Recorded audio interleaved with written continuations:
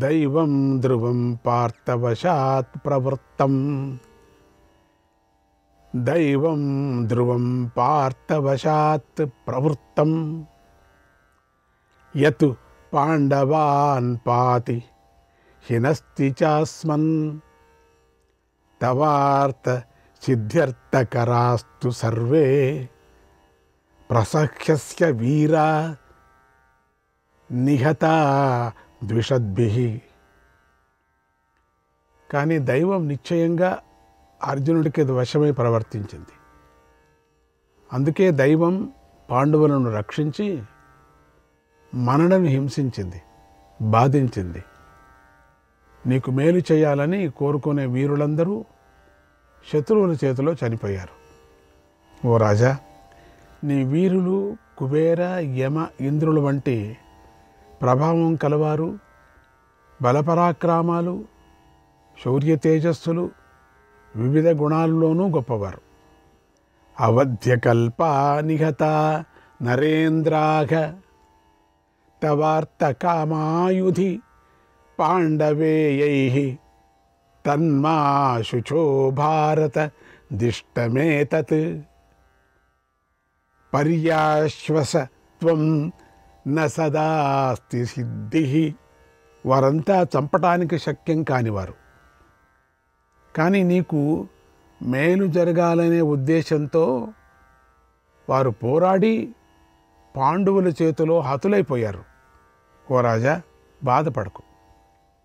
ఇదంతా విధిలీల. అందరికీ అన్ని వేళలా కార్యం సిద్ధించదు కనుక నువ్వు ఊరటదెందు, శాంతించు అన్నాడు. అందరికీ అన్ని విచారాల అన్ని సందర్భాల్లోనూ అనుకున్నట్టు పని జరగదు. విధి వక్రిస్తూనే ఉంటుంది. అప్పుడు నీ కుమారుడైనటువంటి దుర్యోధనుడు తాను చేసిన అవినీతిని అంటే తప్పుడు పనులు, పాపకార్యాలు, చెడు మాటలు, చెడు ఆలోచనలు, హత్యలు, కుట్రలు, కుతంత్రాలనంతా మనసులో పరిశీలించుకున్నాడు. తన తప్పులన్నీ తెలుసుకున్నాడు. అన్నీ ఏమేం చేశాడు, ఎంత అవమానం చేశాడు, ఎంత మోసం చేశాడు తన బంధువులకి, తన అన్నతమ్ముళ్ళకి. అప్పుడు అనుకుంటూ ఎంతో దుఃఖించాడు. మాటి మాటికి నిట్టూర్చాడు అన్నాడు సంజయుడు. అంటే అనుకుంటూ దుఃఖపడ్డాడు. ఎంత పని చేశాను, నేను చెడ్డ పని చేశాను, అందుకే నాకు ఇది. శ్రీకృష్ణాయ పరమాత్మనే నమః. 93వ అధ్యాయం. సంజయుడు ఇలా చెప్పాడు: ఓ మహారాజా, అప్పుడు జరిగిన మహాయుద్ధంలో మహావినాశనం సంభవించింది. దాన్ని గురించి చెబుతున్నాను, జాగ్రత్తగా విను. ఆ యుద్ధంలో మానవులు, ఏనుగులు, గుర్రాలు ఘోర వినాశనాన్ని పొందాయి. కర్ణుడు మరణించగానే అర్జునుడు సింహనాదం చేశాడు. అప్పుడు నీ కుమారులందరూ ఎంతో భయపడ్డారు. నీ యోధులు కూడా వెనక్కు జంకారు. ఎవ్వరూ వెంటనే విజృంభించలేదు. నీ వారికి ఎవరికీ సేనలను సమీకరించుకోవాలనే బుద్ధి కూడా పుట్టలేదు. ఎవరికీ తోచలేదు, ఎందుకంటే పెద్ద ప్రాణి పడిపోయింది కిందికి. ఎవరికీ దాడి చేయాలనే ఉత్సాహం కూడా కడగలేదు. అందరి మనసులోనూ భయం పుట్టింది. కర్ణుడు మరణించగానే సింహం చేత పీడించబడ్డ మృగాలలాగా నీ సేనలన్నీ పీడించబడి పారిపోయాయి, బెదిరిపోయాయి. శస్త్రాల చేత గాయాల పాలై రక్షకుడు లేక అనాథులైపోయాయి.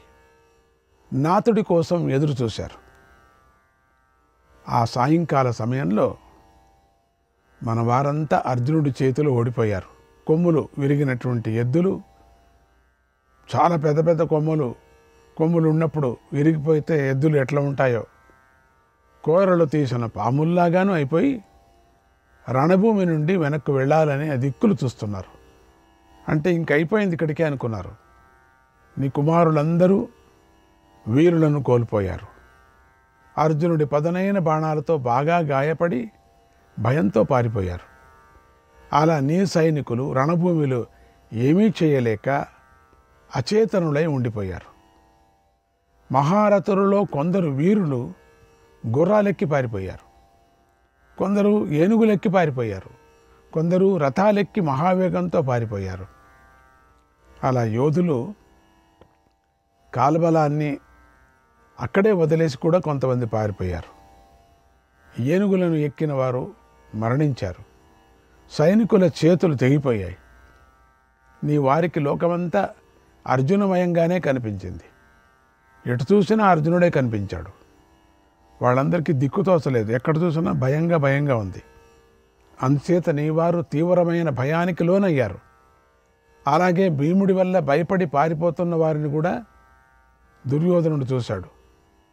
పెద్దగా ఆహాకారాలు చేసి తన సారథితో ఇలా అన్నాడు, ఓ సారథి, సకల సేనల వెనుక నేను ధనస్సులను ధరించి ఉన్నాను కనుక నన్ను అర్జునుడు దాటిపోలేడు. అందుచేత రథాన్ని మెల్లగా నడిపించు. యుద్ధం చేస్తున్న అర్జునుడిని నేను ఎలాంటి సందేహం లేకుండా చంపేస్తాను.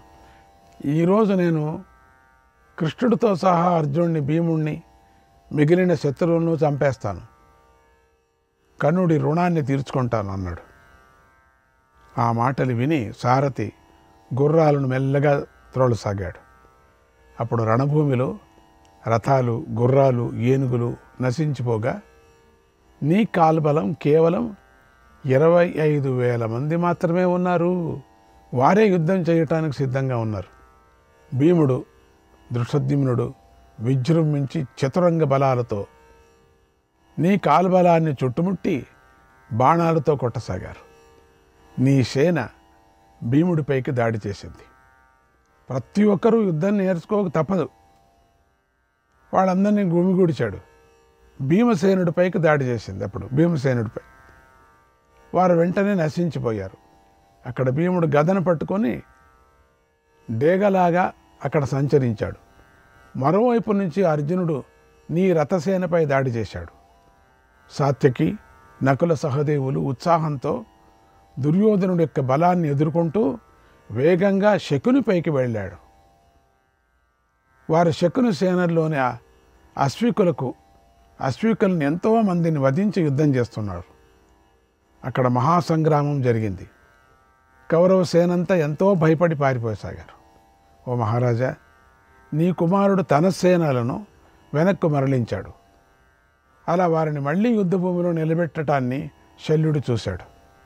అప్పుడు శల్యుడు మూర్ఖుడై ఉన్నాడు. బాగా బెదిరిపోయి ఉన్నాడు. ఎంతో భయంతో సూచనలు చేస్తూ దుర్యోధనుడితో ఇలా అన్నాడు, మహారాజా, ఇప్పుడు వద్దు, యుద్ధం వద్దు, చాలించు, చాలు, ఇక వెనుకకు వెళ్ళు. ఓ దుర్యోధన, సైనికులకు కూడా యుద్ధాన్ని విరమించమని చెప్పు. నువ్వు ముందు శిబిరానికి పద. అదిగో సూర్యుడు కూడా అస్తమిస్తున్నాడు. ఇంత వినాశానికి అంతటికీ నువ్వే కారణం అని ఎంతో దీనంగా దుఃఖిస్తూ శల్యుడు అన్నాడు. ఆ మాట విని దుర్యోధనుడు ఎంతో దుఃఖించాడు. కన్నీరు కారుస్తూ ఆర్తితో హా కర్ణ, హా కర్ణ ఇతి బ్రువాణం ఆర్తం విసంజ్ఞం భృశమశ్రునేత్రం, అయ్యో కర్ణ, అయ్యో కర్ణ అంటూ విలపించేశాడు. చైతన్యహీనుడై నిలబడ్డాడు. అలా బాధపడుతున్న దుర్యోధనుడి వద్దకు అశ్వత్థామ మొదలైన ప్రముఖ వీరులు, ఇతర రాజులు వచ్చి ఓదార్చారు. కీర్తితో వెలిగిపోతున్న అర్జునుడి మహాధ్వజాన్ని చూస్తూ వెనక్కు తిరిగారు. వచ్చారు, ఆ ధ్వజం చూసి భయపడ్డారు. రణభూమి అంతా సైనికులు, గుర్రాలు, ఏనుగుల రక్తంతో తడిసిపోయి ఉంది. ఎర్రని వస్త్రాలు, మాలలు, బంగారు ఆభరణాలు ధరించి అందరి ముందర నిలబడిన గణికలాగా కనిపించింది. అంత పెద్దగా అయిపోయింది. ఓ మహారాజా, ఆ సంధ్యాకాలం ఎంతో అందంగా ప్రకాశిస్తుంది. ఆ సమయంలో రణభూమి రక్తంతో తన రూపాన్ని కప్పుకొన్నట్లుగా కనిపించింది. కౌరవ సేనంతా కర్ణవధతో దుఃఖిస్తున్నారు. అయ్యో కర్ణ, అయ్యో కర్ణ అని ఆక్రోశిస్తున్నారు. బాగా ఎర్రబడిన సూర్యుడిని చూసి వేగంగా తమ తమ శిబిరాలకు వెళ్ళారు. కర్ణుడు అలా మరణించినా కూడా రణభూమిలో సూర్యుడిలాగా ప్రకాశిస్తూ ఉన్నాడు. భక్తులపై దయ చూపించే సూర్యభగవానుడు ఆ సమయంలో రక్తంతో తడిసిన కర్ణుడి శరీరాన్ని తన కిరణాలతో తాకి నెత్తురులాగా ఎర్రగా మారిపోయినట్లుగా ఉన్నాడు. ఇక స్నానం చేయాలి అన్నట్లుగా పశ్చిమ సముద్రం వైపు వెళుతున్నాడు. అది అద్భుతమైన యుద్ధం. ఆ యుద్ధాన్ని గురించి విని చూసి జనులు ఆశ్చర్యపోయారు. ఓ మహారాజా, అలా కర్ణుడు రణభూమిలో మరణించాడు. కర్ణుడి ముఖం పూర్ణచంద్రుడితో సమానమైన కాంతితో వెలిగిపోతుంది. అతడు అందమైన వేషాన్ని ధరించున్నాడు. అందమైన శిరస్సు, మెడ కలిగి ఉన్నాడు. నానాభరణాలు, బంగారం ధరించున్నాడు. అతడు మరణించి చిగురించిన చెట్టులాగా యుద్ధభూమిలో పడి ఉన్నాడు. దదానీత్యేవయోచన్ నాస్తిత్యర్థితోర్తిభిః సద్భిః సదా సత్పురుషః సహతో ద్వైరతే వృషః. యాచకులు అడిగితే ఇస్తాను అనే కానీ లేదు అనే మాటను కర్ణుడు ఎప్పుడూ అనలేదు. సజ్జనుల చేత ఎప్పుడూ సత్పురుషుడిగానే కీర్తించబడ్డాడు. అలాంటి కర్ణుడు ద్వైరథ యుద్ధంలో మరణించాడు. యశ్చ బ్రాహ్మణాసాత్ సర్వం విత్తమాసిన్మహాత్మనః నాదేయం బ్రాహ్మణేష్వాసీద్ యశ్చ స్వమపి జీవితం సదా శ్రీణాం ప్రియో నిత్యం దాతా చైవ మహారథః దాతా చైవ మహారథః స వై పార్థాస్త్ర నిర్దగ్ధః స వై పార్థాస్త్ర నిర్దగ్ధః గతః పరమికాం గతం గతః పరమికాం గతం. కర్ణుడు మహాత్ముడు, మహారథుడు. అతడి సంపదంతా విప్రుల ఆధీనమై ఉంది. అతడి దగ్గర విప్రులకు ఇవ్వరానిదంటూ ఏదీ లేదు. తన ప్రాణమైనా సరే ఇవ్వటానికి వెనుకాడడు చేస్తాడు. ఏంటో బ్రాహ్మణులను చూస్తే చాలా సంతోషపడతాడు. బ్రాహ్మణులకి సహాయం చేయాలా, బ్రాహ్మణులకి ఎంతైనా ఇవ్వాలా, ప్రాణాన్ని కూడా ఇచ్చేస్తాడేమో ఎవరైనా అడిగితే. మొత్తము తన సొత్తంతా, తన ఆస్తి అంతా బ్రాహ్మణుల దగ్గరే ఉండిపోయింది అని ఇక్కడ చెప్తున్నారు వ్యాస భగవానులు. అంటే అంతగా దానం చేశారు అని అర్థం. అతడు స్త్రీలకు ఎప్పుడూ ఇష్టమైన వాడై ఉన్నాడు. అతడు మహాదాత. అటువంటి కర్ణుడు అర్జునుడి బాణాల చేత కొట్టబడి పరమగతిని పొందాడు. అలాంటి కర్ణుడు ఇప్పుడు స్వర్గానికి వెళ్ళాడు. రణభూమిలో కర్ణుడు అస్తమించగానే ఆకాశంలో సూర్యుడు కూడా అస్తమించాడు. ఆ సమయంలో నదులు ప్రవహించలేదు. అగ్ని, సూర్యుడి వంటి రంగుగల బుధ కుజుల ఆకాశంలో ఉదయించారు. అప్పుడు ఆకాశం బ్రదలైంది, భూమి ఘోషించింది. గాలులు పరుషంగాను ఘోరంగాను వీచాయి. దిక్కులు పొగతో మండిపోయాయి. మహాసముద్రాలు పెద్దగా ఘోషిస్తూ క్షోభించాయి. ఓ మహారాజా, కొండలు అడవులు కంపించాయి. భూతగణాలన్నీ బాధపడ్డాయి. బృహస్పతి రోహిణిని చుట్టి సూర్యచంద్రులాగా ప్రకాశించసాగాయి. కృష్ణార్జునుల ఉత్సాహంతోనూ అమిత ప్రభావంతోనూ శత్రువుల మనసులను ముక్కలు ముక్కలు చేశారు. తమ చేతుల్లోనికి 2 శంఖాలు తీసుకొని మ్రోగించారు. కృష్ణార్జునులు అలా తమ తమ శంఖాలను పూరిస్తూ వనాలు, కొండలు, నదులు, గుహాలను ప్రతిధ్వనింపజేసేలాగా చేశారు. దుర్యోధనుడి సేనను ఎంతో భయానికి గురిచేశారు. ధర్మరాజును ఎంతో ఆనందింపజేశారు. ఆ శంఖధ్వని వింటూనే కౌరవయోధులందరూ శల్యుడిని, దుర్యోధనుడిని అక్కడే విడిచిపెట్టి వేగంగా పారిపోయారు. అప్పుడు కృష్ణార్జునులు ఉదయించిన 2 సూర్యుల్లాగా రణభూమిలో ఎంతో శోభించారు. వారిని చూసి భూతగణాలు ఎంతో అభినందించాయి. తర్వాత కృష్ణార్జునుడు తమ శిబిరంలోకి వెళ్ళారు.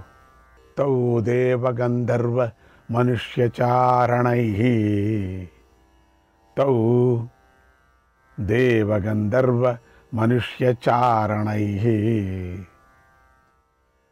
మహర్షి బిర్యక్ష మహోరగైరపి మహర్షిభిర్యక్షమకో రగైరపి జయాభివృద్ధ్య పరయాభిపూజితౌ జయాభివృద్ధ్య పరయాభిపూజితౌ హతేతు కర్ణే పరమాహవే తదా హతేతు కర్ణే పరమాహవే తదా. అలా మహాసంగ్రామంలో కర్ణుడు చనిపోగానే దేవతలు, గంధర్వులు, మనుష్యులు, చారణులు, మహర్షులు, యక్షులు, నాగులు కృష్ణార్జునులకు జయం కలగాలని కోరుకున్నారు. కృష్ణార్జునులకు ఎప్పటి నుంచో కోరుతున్నారు, మళ్ళీ ఇంకా కోరుకుంటున్నారు. వారు వృద్ధి చెందాలని కాంక్షించారు, ఆశపడ్డారు. ఎంతో శ్రద్ధతో వారిని అభినందించారు, మెచ్చుకున్నారు, స్తుతించారు, తగని విధంగా పూజించారు. ఇలా కృష్ణార్జునులు తమ గుణగణాల వలన వారి చేత అభినందించబడ్డారు. కృష్ణార్జునులు ఇద్దరు చేరుకొని ఆ కర్ణుణ్ణి వధించి తమ మిత్రులతో కలిసి ఆనందించారు అన్నాడు సంజయుడు. శ్రీకృష్ణాయ పరమాత్మనే నమః. 95వ అధ్యాయం.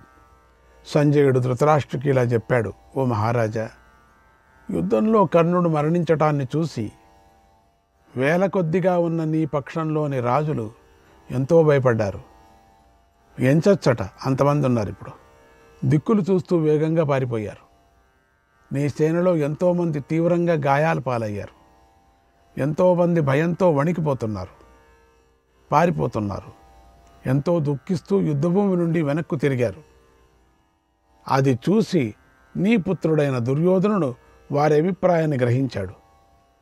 ఇక మిగిలిన వారిలో పెద్దవాడైన శల్యుడి అనుమతి తీసుకున్నాడు. యుద్ధాన్ని విరమించండి అని ఆజ్ఞాపించాడు. కృతవర్మ యుద్ధాన్ని ఆపాడు. నీ రథాల చేత చుట్టబడి మిగిలిన గోపాలుర సైన్యంతో కలిసి తన శిబిరం వైపుకు పరిగెత్తాడు. అలాగే శకుని మరణించిన కర్ణుణ్ణి చూసి భయపడ్డాడు. 1000 మంది గాంధార సైనికులతో కలిసి తన శిబిరం వైపు పారిపోయాడు. కృపుడు మేఘ సమూహంలాగా ఉన్నటువంటి గజసేనతో కలిసి తన శిబిరం వైపు పరిగెత్తాడు. అశ్వత్థామ పాండవుల విజయాన్ని చూసి మాటిమాటికి నిట్టూరుస్తూ తన శిబిరం వైపు వెళ్ళిపోయాడు. ఇక మిగిలి ఉన్న సంసప్తక సేనతో కలిసి సుశర్మ కూడా ఎంతో భయపడుతూ తన శిబిరానికి వెళ్ళాడు. సుశర్మ కొన వరకు ఉంటాడు. ఇలా దుర్యోధనుడు యుద్ధంలో తన సకల బంధువులు నశించటాన్ని చూసి దీర్ఘంగా ఆలోచించాడు. దుఃఖిస్తూ తన శిబిరానికి వెళ్ళాడు. శల్యుడు ధ్వజం విరిగిపోయిన రథాన్నే తోలుతూ తన శిబిరానికి వెళ్ళాడు. మహారథులు కూడా ఎంతో భయపడ్డారు. సిగ్గుపడుతూ ఏమీ చేయలేక యుద్ధభూమిని విడిచి పారిపోయారు. పారిపోవటం ఒకటే వాళ్ళకి ఇంకేమీ లేదు. కర్ణుడు మరణించటాన్ని చూసి కౌరవులందరూ రక్తంతో తడిచిన దేహాలతో కంపించిపోతూ పరుగులు పెట్టారు.